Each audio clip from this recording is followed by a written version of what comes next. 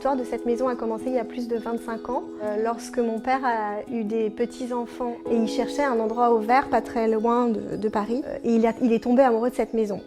Pourquoi? Parce que l'immensité du domaine, le côté incroyable de ces arbres, je le cite, qui vous donne beaucoup d'humilité, dans le sens que voilà, il y a quelque chose de très grandiose, bien avant nous. Et moi, en fait, j'y ai mis mon histoire et ma patte il y a 2 ans, lorsque mes petites filles commençaient à grandir. Je voulais moi aussi partager des moments de famille précieux dans cet écrin, et je me suis dit pourquoi pas cette maison qui est la nôtre et dans laquelle il y a déjà eu des histoires de vie de notre famille. Je suis partie du sol, du damier du salon, qui était noir et blanc et qui m'a inspirée pour tout le reste. J'avais envie d'un esprit un peu cottage anglais, quelque chose de très chaleureux, mais qui gardait une modernité parce que j'aime bien vivre dans les choses quand même contemporaines.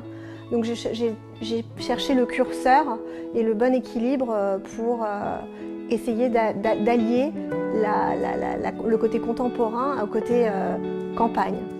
J'ai fait cette maison avec une amie qui est une artiste qui s'appelle Sophie Relais.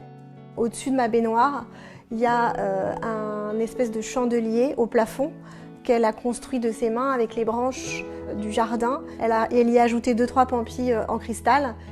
Et je trouve que ça résume bien la poésie et l'âme qu'on a réussi à mettre dans cette maison.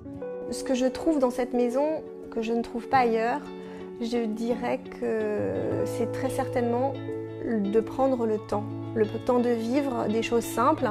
C'est un peu ma parenthèse enchantée qui permet de me ressourcer, mais je ne suis pas là pour travailler, je suis vraiment là pour profiter des miens en fait.